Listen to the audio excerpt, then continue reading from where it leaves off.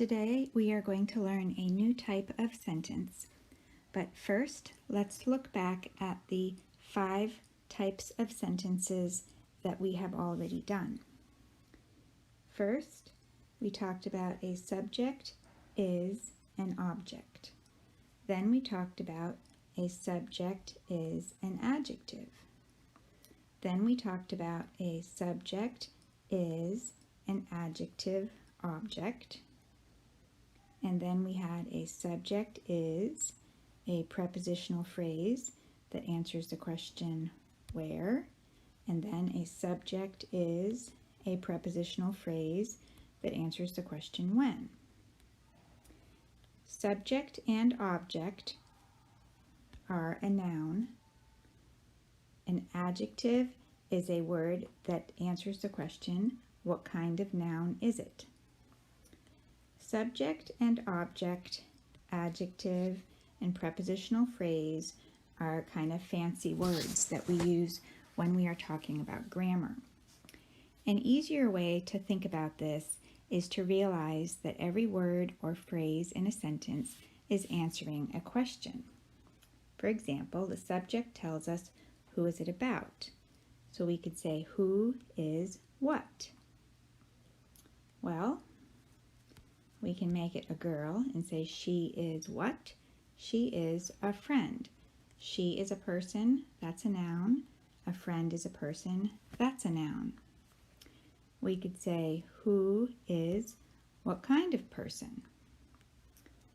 Well, we can say she is nice. Nice is an adjective. It tells us what kind of person she is. We can put those two sentences together and say she is a friend, a nice friend. She is a nice friend. Here's our subject. It's a person, so it is a noun. This is a pronoun. She is a friend. That's a person. That's a noun. We use nice to tell us what kind of friend she is. She is a nice friend. We can say she is where. This sentence is telling us who is where. She is at school. This is a prepositional phrase and it begins with the preposition at and it ends with a noun, which is the object of that preposition. She is at school. We can have she is, well, we're not going to do she. We're going to do the party. The party is when? The party is at 8 o'clock. Our subject is the party. It is a thing. Then we have our verb. And then we have our prepositional phrase that answers the question when. The party is at 8 o'clock. So our sentences all begin by telling us who or what is it about. And then we're using the verb is.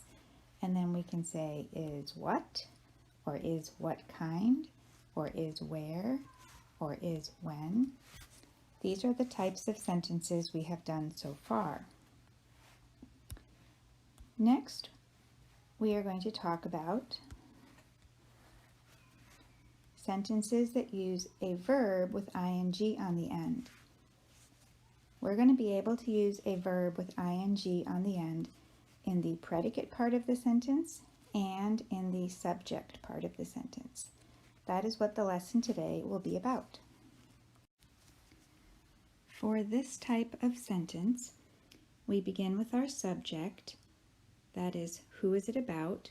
We're going to have a boy, so we will use the word he. And then we have our verb is. And then we're going to have an action verb, something that this boy can do, and we will add ing to the end of the verb. So we will take the verb run, and we will put it right here and add ing to it.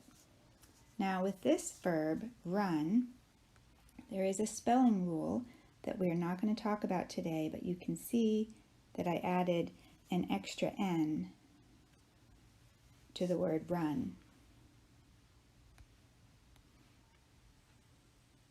before I added ing. And then our sentence says, he is running. So again, this type of sentence begins with a noun, a subject, or he, which is a pronoun. It tells us who it is about. And then we have the verb is. And then we have our action verb. We're using run because you can see the boy here is running. And then we add ing. So our sentence says, he is running. When we add ing to a verb like run, we can also use that word in something called the gerund form. This is a fancy word, and it means that we have taken a verb and added ing to it, and we can use it as a noun. We can put it into the subject of our sentence. It would look like this.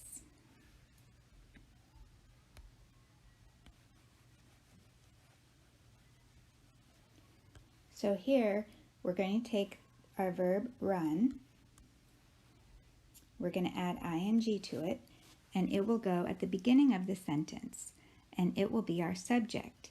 This is answering the question, what is our sentence about? It is about running. Then our verb is, and then we can have a word like an adjective that tells us what the running is like. So I'm choosing the word fun. So my sentence here is run, I have to add that extra N, add ing, running is fun. In this sentence, even though running is an action we can do, we are talking about the act of running, or the action of running. You can see it begins with the, and we always put the before a noun. And the act of running is going to be like a noun. And so we can use it as the subject of our sentence. So here running is not the verb in the sentence, but rather the act of running, which is something we can do, is the subject of our sentence. We will always use the verb is. It'll be the singular verb. We will not say running are fun. We will say running is fun. So we have two kinds of sentences here that both begin with an action verb. It can be to play, to climb, to sleep, to eat, to run, to smile, to read.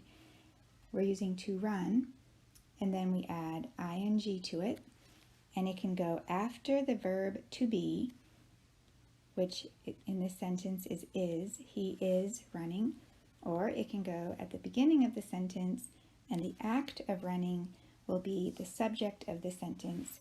We will use is after it. Running is fun.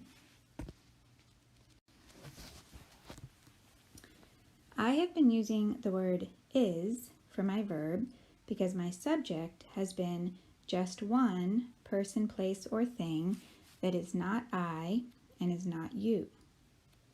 So in here, I could have he or she or it. I could have the gerund form of a verb like reading, sleeping, playing, running, walking. Or I could have a thing like a book, a dog, a tree, a table. And this would go with the verb is. If we are talking about ourselves and we are using the word I, then we say am. This is a special verb that only goes after the word I. For you, we, and they, we use the same verb are. All of these verbs, is, am, are, and are, these are all the same verb. We call this verb the verb to be. And we change it depending on who the subject is. So if the subject is just one person, place, or thing, and it's not I and it's not you, then we want our verb to end with the letter S. And so we use the word is. I is a special subject, and this will always have the verb am to be our to be verb. And everything else uses are. So if it's more than one, it will always be are. So let's do an example. If we are talking about running, okay, so here's our picture of some people who are running. We take our verb run, we add ing. If we are running right now, we could say he, that's one person, is running. If I am the one running, we would say I am running. If you are running, we would say you are running. If a lot of us or more than one of us are running, and it includes me, we would say we are running. And in this picture, I am not running, you are not running, but there are more than one person running, so we say they are running. All of these are happening right now. We can also use this type of sentence if we are all finished running. So here you can see some people who have finished running. They were running, but they are not running anymore. I could say I was running, he was running, or they were running. Instead of using is or am or are, we use was or were. For I, we use was. For he and every other person, place, or thing that is just one, we use was. For everything that is more than one, and for the word you, we use were. And was and were are used to say that we are all finished. So we are not running anymore. This is called the past tense. But we take our verb run and we add ing. So we have I was running, he was running, they were running.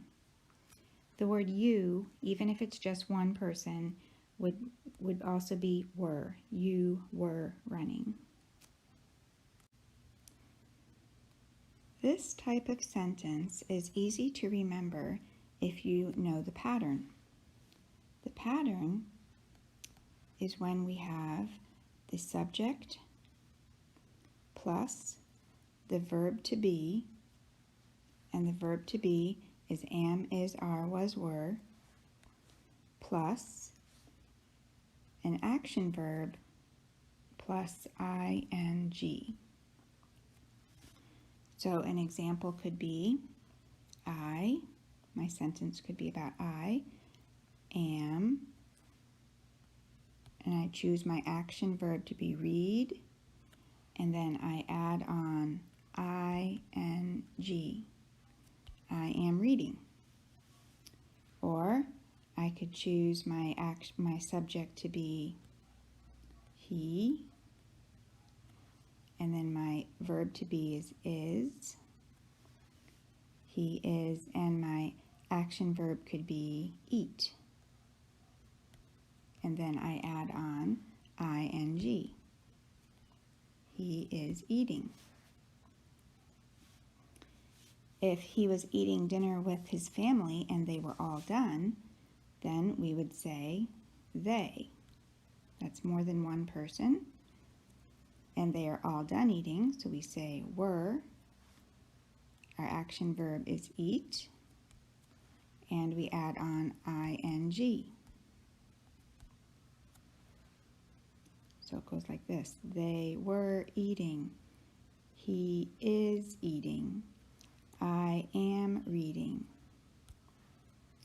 This type of sentence has a fancy name, which I will write here, but you do not need to remember it. The pattern in the sentence is for the verb, and this type of verb is called the progressive tense, and it is sometimes called the continuous tense. These mean the same thing. You do not need to know these words right now.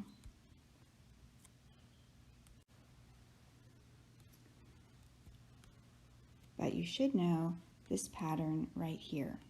The subject plus the verb to be plus an action verb plus ing. And we choose our verb to be here by looking at who is the subject, is it one or more than one, and is the action taking place right now or is it all finished? In this sentence, we can see that our subject is I, so our verb to be is am, our action verb is read, and we added ing. So our sentence is I am reading. Our action verb is read. We can add to that ing. And then we have reading. We can use this word reading in two different ways. We can use it in the type of sentence we looked at with the verb to be and have I am reading, and then it becomes part of the verb. This is a two-part verb. The first part is the verb to be.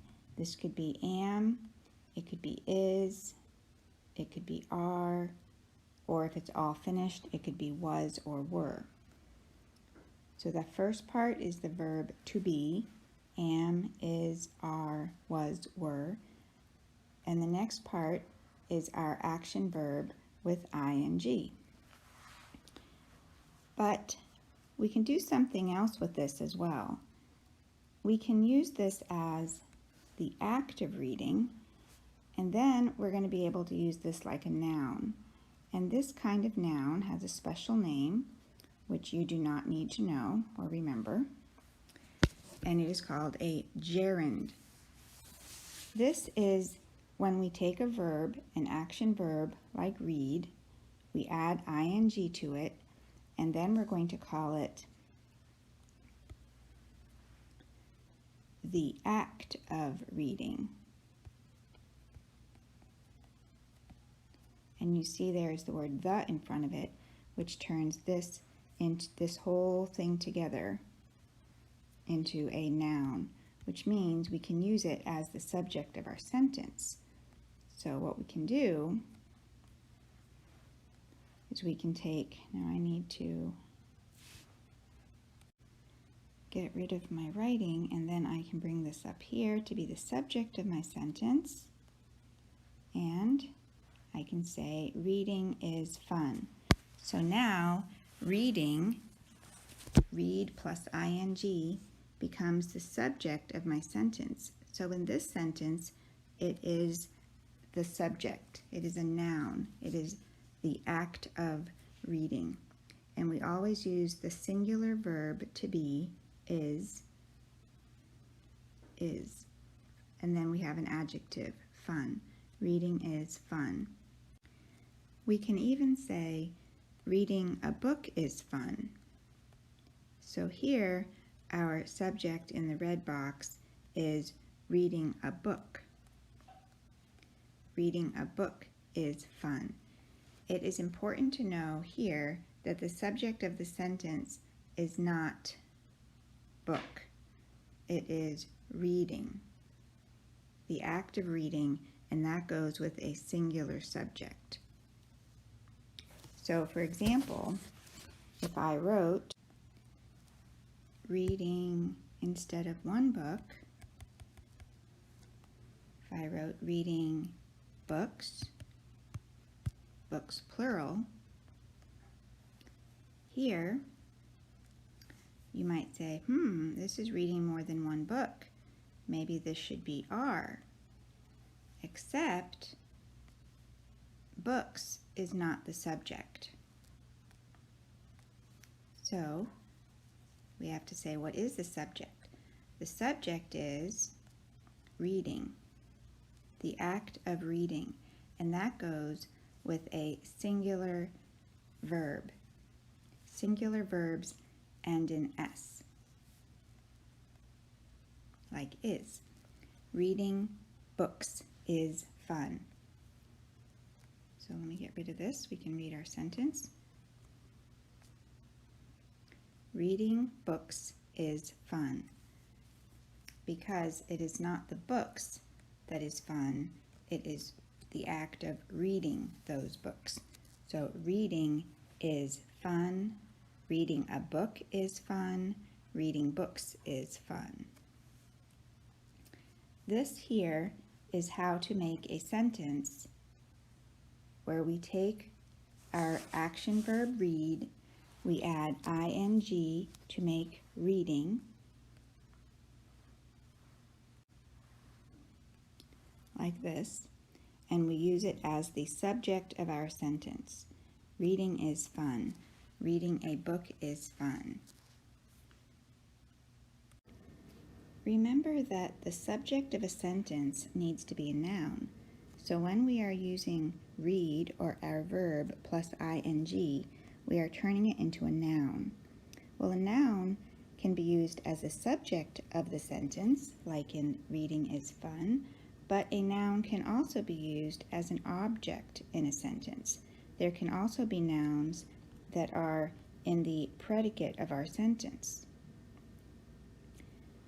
So if we look at here, in this sentence, I is the subject, like is the verb. I like what? What do I like? Well, the answer to the question what is a noun. So here reading is what I like. It answers the question what? What do I like? And the answer to a question what is going to be a noun. So in this sentence, reading is the gerund form of the verb read, so it's the act of reading, and so in this sentence it is an object. If we look at this sentence, I am tired of reading. Our subject is I, the verb is am. This was the second type of sentence that we learned. We have a subject, the verb to be, and then an adjective. So this sentence tells us who is it about? Am. Remember, am is the verb to be. It's the same verb as is or are. I am, and then we have a word to describe how I am. Say, what kind of person am I right now? This is an adjective, and I will say tired. But then, tired of what? And we say, of reading. Well, we have learned about prepositions, and we know that of is a preposition. And what comes after a preposition but a noun? And that noun is called the object of the preposition. So in this prepositional phrase, of reading, of is the preposition, and reading is an object. It is the gerund form. It is the act of reading. So in these sentences, well, if I get rid of this one at the top here, all of these sentences are using the word reading in the gerund form, which means we have turned the verb read into a noun, the act of reading. And we can use it as a subject, like reading is fun, or as an object, like I like reading. But in this first sentence that we did on this page, I am reading, the word reading is part of the verb. It's a two-part verb, part 1, part 2. The first part is the verb to be, which can be Am only goes with the subject I. Is would be for a person, place, or thing that is just one. And are, which is for a person, place, or thing that is more than one, or the word you. So these sentences are examples of how we can use ing words. We take an action verb like read, and then we add ing, and we can use this either as a verb or as the act of reading, which would be a noun.